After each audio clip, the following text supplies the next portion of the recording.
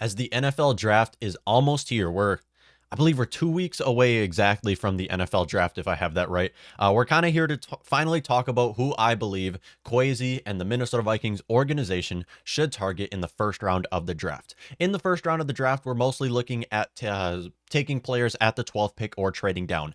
I do not want to see the Vikings trade up. I think it would be dumb for the Vikings to trade up, unless if they trade up a few spots for one of these tier one corners, Sauce Gardner or Derek Stingley. That's a different story. But other than that, I want the Vikings to sit at 12 and see what they can get, unless they trade up a few spots for those corners. So we're going to leave there that there as well. So if we're taking a look at the top 10 players, prospects that I'm looking the Vikings to take, I want a defensive back. I want someone who can play on this and start on this defensive front. I want either a wide receiver or someone to play as an interior offensive lineman. That's really what I'm looking at here when I'm looking at the Vikings to take players in the first round, both sticking at 12 or trading down.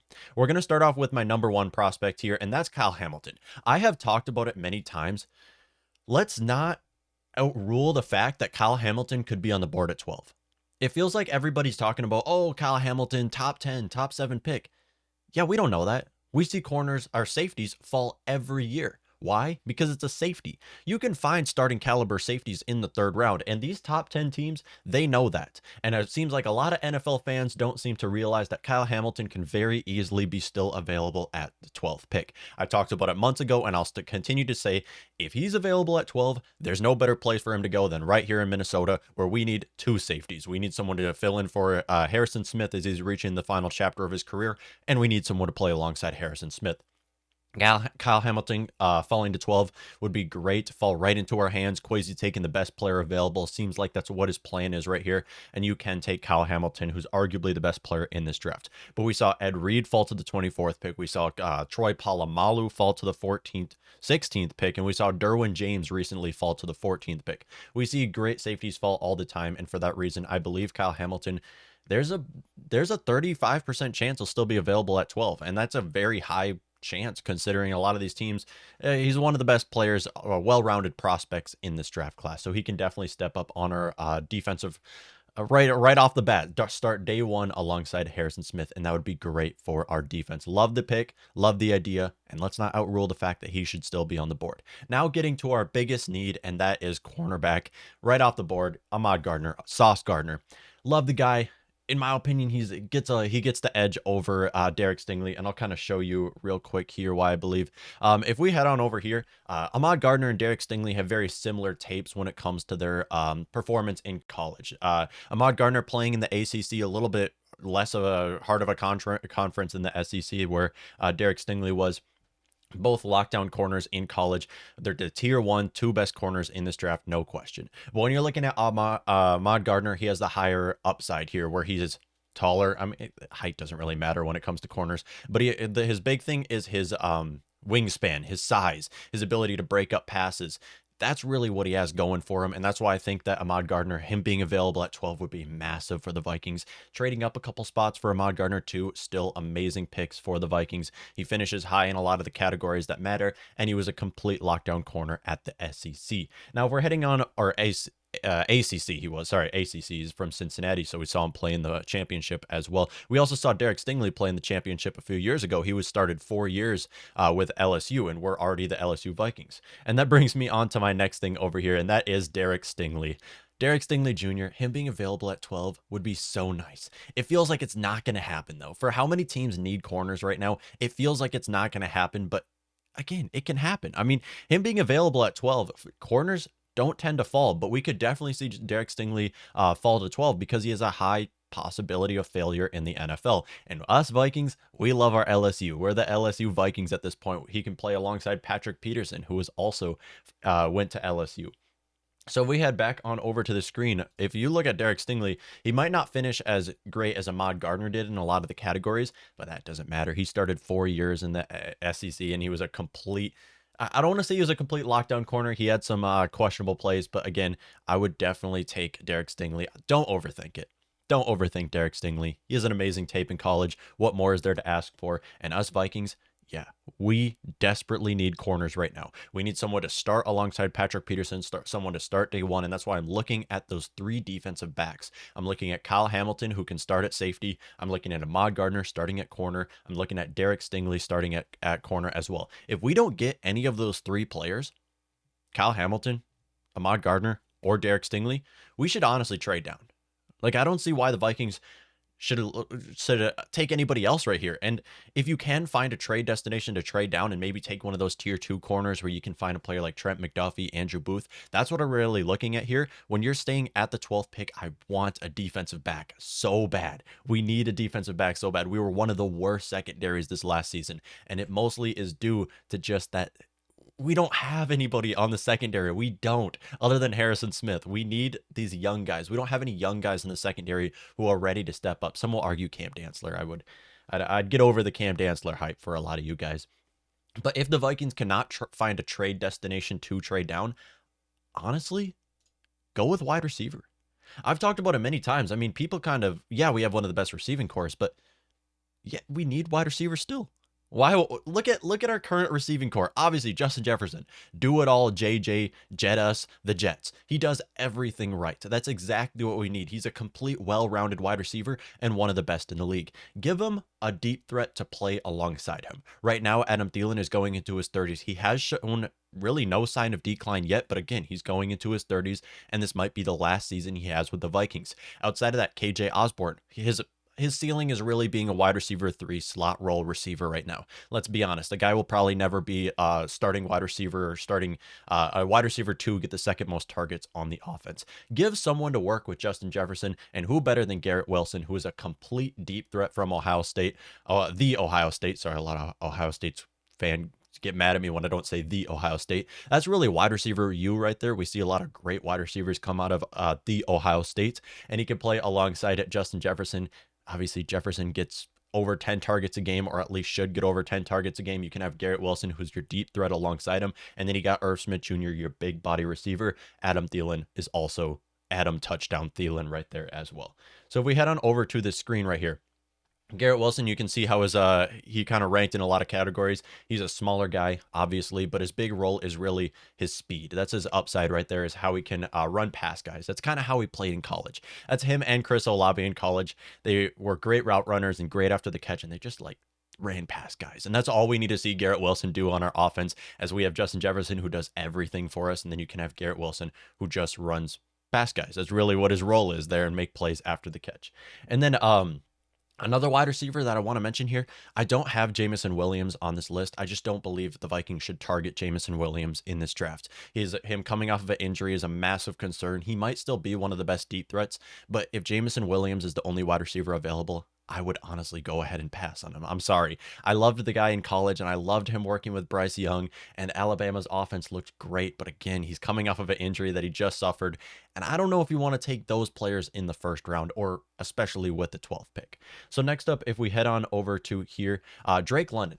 Drake London, I love the receiver in USC. Now, another player who has suffered with some injuries. He missed a majority of this last season, but still big body receiver, should be able to work, and coming off of this injury should still look great. Drake London with USC is a lot different of a wide receiver than Garrett Wilson would be. He's more of a big body wide receiver who catches everything. He catches everything that comes into his place, and that's really all we need him to do. Because, like I said, we just need anybody we need anybody alongside Justin Jefferson right now. We do, because Adam Thielen's one of the best receivers from the slot, and you can play him from the slot this next season and maybe cut him or trade him after this season. Let's be honest. We have to look to how we can move this money to Justin Jefferson, make him one of the highest paid receivers after the season. And I've talked about it. This might be Thielen's last season with the Vikings. So giving someone to play alongside Justin Jefferson, immediately out of college would be great for the Vikings offense, and Drake London is one of the players to mention here.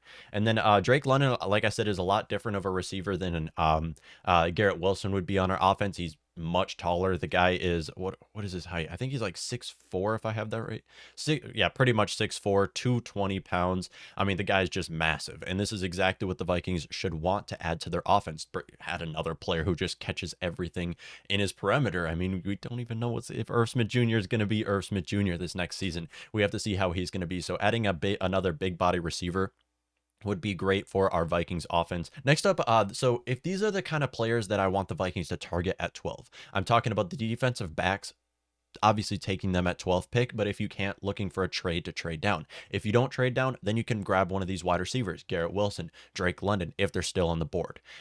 If you can't do any of that and you're looking for someone to just take at 12 and just swing and take a shot, I like Trent McDuffie. I really do. Now, yes, taking him at the 12th pick might seem like a little bit of an overdraft. And right now, if it was Rick Spielman, he would probably take Trent McDuffie at the 12th pick. Let's be honest. We don't know exactly how Kwesi is going to go about drafting this and because we haven't seen him draft ever. He's never been a GM in history. We don't really know what his style is. Is he going to take players just based off of how great they are, or is he going to take the flashy player, or is he going to take needs? And if it was Rick Spielman, he would probably take Trent McDuffie at the 12th pick. In this case, if you can't find a trade down, I'm fine with taking Trent McDuffie. I believe he's obviously not the tier of Derek Stingley and Ahmad Gardner, who I would love to find at the 12th pick.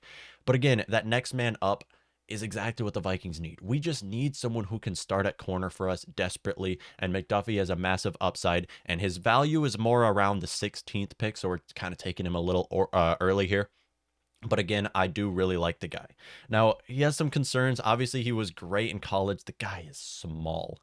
And that's his issue. That's the issue with Trent McDuffie. He is tiny. And for corners, that's not the worst thing in the world. He's still a great tackler, and he has broken up quite a few passes in college. Again, he was with Washington, so it's not as big of a conference as it might have been with ACC or SEC as Ahmad Gardner and Derek Stingley were. He's a smaller guy, but again, I'm fine with taking him at 12. Give him a shot. If you can't find a trade down, it's okay. I had this in my mock draft. I had them taking Trent McDuffie with the 12th pick, and some people were mad at me about this. But again, if you can't find a trade down, you got to take whoever can make an immediate impact on your defense. And I would argue Trent McDuffie with his upside is worth this pick if you can't find one of these other players that I mentioned here. Now, for these other prospects, these are kind of my top 6 prospects I just went over. For these, I'm looking at mostly trading down. If you can find a trade destination to trade down, I want these players. And I love this player right here. And that is Devonte Wyatt. Out of the two Georgia defensive tackles, I like both of them to play onto our defense. I absolutely love Devonte Wyatt, and he is a overlooked prospect right now. Obviously, defensive tackles fall all the time, and he's not worth the 12th overall draft pick, okay? We'll likely have to trade down if we want to take a player like Devonte Wyatt. We can honestly trade down way into the 20s if we want to take a player like Devonte Wyatt. But this guy stepping onto our defense would be massive. He's explosive off the snap, and that is exactly what the Vikings need. Great against the run, explosive off the snap. And we know Ed Donatel, in charge of our defense now, he's more into his big body, his massive defensive fronts, his 3-4. He runs a 3-4, and he likes them to all be big guys. Well, that's exactly what Devonte Wyatt is. You already have Dalvin Tomlinson, who can be your nose tackle this next season. You got Harrison to play alongside him. You just need to add someone else. And Devonte Wyatt, being our defensive end, but more as a 3-tech kind of role, would be great for our Vikings defensive front. We need to add someone to this defensive front, whether that's in the first round, second round. We just need to add anybody who can be a next man up on our Vikings defensive front, because this last season we were terrible against the run, and we couldn't really rush the passer unless if we blitzed. So adding Devonte Wyatt would be massive. And him coming onto our defense would likely be a day one starter. As of right now, we don't really know who's going to start on the D-line. We're assuming Dalvin Tomlinson's going to be the nose, and we're assuming Harrison Phillips will play alongside him. We just don't know who the other guy is going to be. I would love that to be Devonte Wyatt. Now this is a fast, explosive defensive lineman. He might be 304 pounds, but this guy's got speed. He runs a 4.77, which is incredible for a defensive lineman. So he'll have no problem getting to Aaron Rodgers.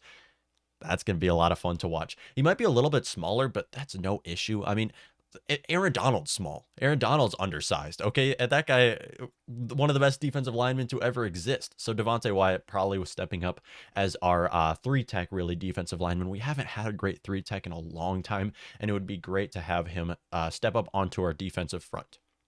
explosive off the snap, and that's really what I'm looking at here. And then next up, some will argue he's the better Georgia defensive tackle, and that is Jordan Davis. Jordan Davis, one of the best defensive linemen in this draft class, no question. Easily the best nose tackle in this draft class. So Jordan Davis, I would like the Vikings to trade down if they are targeting Davis. Him stepping onto our defensive line will likely see him play as the nose and then kick. Probably move Dalvin Tomlinson back to defensive end to play alongside him, where he played this last season as well. Jordan Davis is not human. This man is unstoppable. This man is a monster, and he would be great to add to our defensive line as he's amazing against the run. And I mean, he can rush the passer. It's not going to be as great as Devonte Wyatt or anybody else on that Georgia defensive line.